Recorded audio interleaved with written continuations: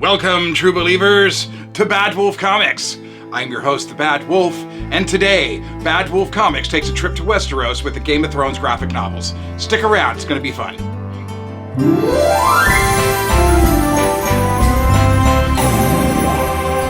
Ho, ho, ho, ho!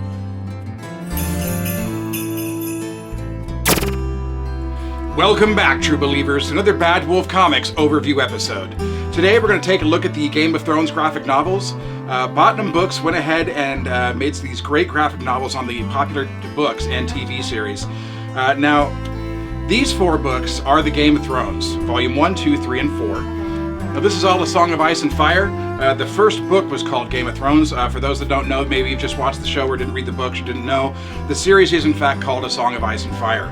And the first book was called Game of Thrones, which was also obviously a popular HBO TV series the world over. Many people don't like the final season. My personal take on it is the season was great. It was the last 15 minutes that didn't make a lot of sense, but that's just my personal opinion. But I digress. We'll get onto that another day. So today we're going to take a look at these four books that cover the events of the first book. The Clash of Kings books will be another video where we have four books that cover the Clash of Kings, so we'll look at that another time. But let's go ahead and get into our top-down view. We can get into the construction of the book, the page quality, things like that. Don't go away.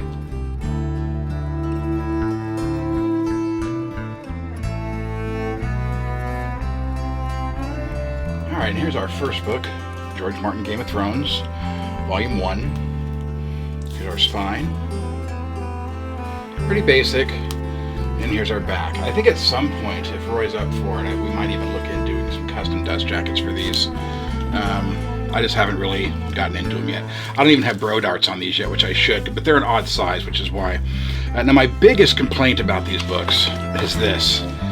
They all have this plain white cover, and it drives me crazy. It's probably the easiest thing to pick up fingerprints and dirt. Like, as you can see on the back of mine, I don't know if you can see the camera picking it up. I'm pretty careful with these, but yeah, I've already scuffed the back of it a little bit. It just drives me crazy, but that's the only real complaint I have about these books is the all-white cover. It just picks up stuff, so. But let's see, we'll pull this open here. Our little preface by George Martin himself. Now, the art in these is on point, man. I love it. Like, some of these adaptations don't hold up well. They don't look good. The art just isn't there. But in here it definitely is. Now, the pages, I can't really see through them with light. They're gloss pages. It is a standard size book, so it's not an oversized. It's smaller than an omnibus. Now, I did find, like here, the White Walkers look a little more apparition-like they're specters or ghosts rather than like something solid, because in this one you can literally see through his head to the tree on the other side. That's not how they were explained in the books, and that's definitely not how they were presented in the show, so that's another art choice that they went with. I also really like that they didn't use the likeness of any of the actors in the show. They really tried to do its own thing, and really get their own sense of look and everything. Here we have it, Art Stark. This is when they found the pups, and it really goes through the entire series really well. It skips certain things. It's kind of like Marvel's MCU. You know how they have multiverses and whatnot, where things happen the same in other universes, but some things are slightly different. Here's Daenerys. You know, it doesn't look like the Daenerys we're used to. I mean, yeah, she's blonde, but she had more of a white hair to her. Khal Drogo, well, let's be honest, Jason Momoa looks like every barbarian ever. So yeah, he kind of looks like that. But it's just great art. The story moved along at a brisk pace. It moved along just fine. But yeah, certain things dialogues were changed. They kept a lot of the classics. You know, here's Tyrion. Tyrion doesn't look at all like he's supposed to in the show, but in the books, he's a little more accurate to the books. And Catelyn Stark, I mean, she is a young, vibrant redhead in this, where she was, I mean, don't get me wrong, beautiful lady in the show, but she doesn't look like this in the show. I think Ned and her are both a little younger in this than they are in the show. But just great art. I mean, just such a powerful shot right here. But yeah, if you're a Game of Thrones fan and you really liked the show, I highly recommend you read the books if you haven't. The books are, as per the course, as they always say, are way better than the show. Sadly, they're not finished. We're still waiting for 2 books. I feel like George Martin might get The Winds of Winter done, but I don't think we ever have a chance to see A Dream of Spring. Not as slow as he writes and as elderly as he's getting. Definitely not a kid's book. It's just as, not as graphic, I would say, as the show, but it definitely, there's nudity. As you've seen, there is some nudity, so it's definitely not for the kids. Wouldn't recommend it for them, but if you're a Game of Thrones fan and you enjoyed the books and you enjoyed the TV series, I highly recommend these books. They're really good. I just wish they would have continued and did more, but they just didn't sell enough. So we need to change that, folks. We need to go ahead and make sure that more of these are sold so they can eventually make more. That's a long shot for these books, though. The Game of Thrones hype has pretty much died down these days. And in the back of each of these books, there's a little making of. Each of these books has this. It's long, how we did it, and got some concept art there. But it's really, really in-depth on what they did and how they went ahead and made the book.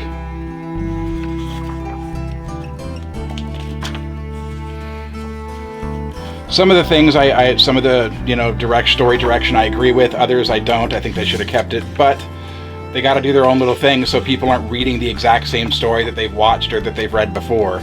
Otherwise, you know everything, and there's no pattern, there's no surprise. That's our first book. Let's go through the second one. All right, that first book ends right about the time Daenerys married Khal Drogo, right at their wedding night. This one picks up with Tyrion at the Wall when he went to visit Jon. I've really enjoyed this. It's such a great read, and to be able to put pictures to it. I mean, you've already seen the series, so when you're reading the books, it's just a little better. But because for me, I like to have a series and then read the book because then it's easier for me to associate voices and faces to these characters. But really well done. Here we're just getting into Syrio Florel, which is, as you see, is a very different Syrio here. This guy is bald, he doesn't have hair. The other guy was short and hairy. So yeah, they've definitely changed their character designs on some of the characters here. But I think it works. I think they did a good job, and I'd like to see more. Right now, I'm just about halfway through this very book. I've been trying to get through them. I was trying to get through them all before the making of this video, but we're not going to sit here and go through all 4 books anyway, so... and we've already seen the show, we already read some of us have read the books, we already know the story and what's going on. But it's just a great retelling with some more graphic novel style art, and it's really good.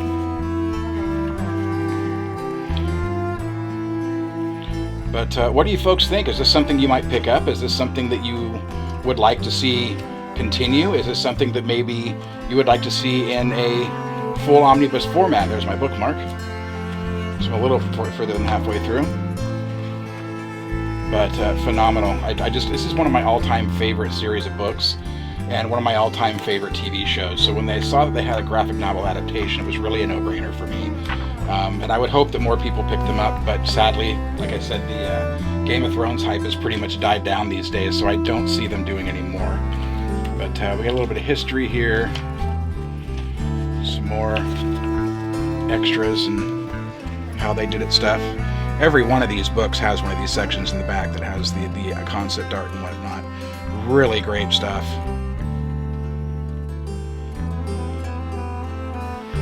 Alright, that's our second book. Just kind of do a quick flip through so you can get an idea of the art. That is our Game of Thrones graphic novel book.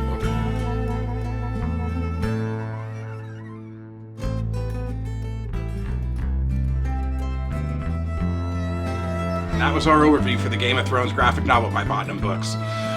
Now, they did only do 4 volumes for the first 2 books, Game of Thrones and Clash of Kings. Storm of Crows, Feast of Swords, Dance of Dragons. None of those actually got them because these didn't sell well enough, and so they didn't go ahead and continue with the line. I think I really would have liked to have seen them just combine all 4 into one solid book. That would have been great. But hey, I'm just grateful to get what we got. I think it was a great series. I think they did a great adaptation. I was really happy they didn't just copy the book or copy the series. They kind of did their own thing. It's like I said, it's basically, think of a Marvel multiverse. Well, this is a Song of Ice and Fire multiverse where things happen basically the same, but they get there in different ways. A couple of different scenes acted out differently, and a couple of different dialogue choices were made. But that's all we've got for today. And as you know, I get 90% of my books from Organic Price Books. For those of you that shop at Organic Price Books, don't forget to use the code BADWOLF during checkout for $2 off your order. And if you just can't get enough and you want some great place to talk comics, come see me over at the Bad Wolf Comics Facebook group. I can also be found lurking in the pages of the Omnibuds Cafe. It's another great place with like-minded folks in the collected edition community. You can go ahead and buy books there. They have a buy and sell section. I found many a book that I wouldn't normally have bought because eBay prices were just too high. But there's some great folks there. Check them out. I promise you won't be sorry. But stick around, true believers. Bad Wolf Comics has more in store. Coming up later this month, we're going to do a comparison of Claws and the Claws Collector's Edition. We're going to show you the differences in what extra was collected in there, and we're also going to have a very special custom dust jacket for that particular book, and we're going to give it away.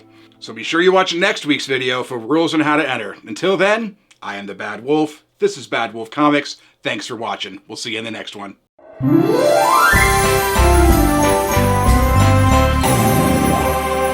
Ho, ho, ho, ho.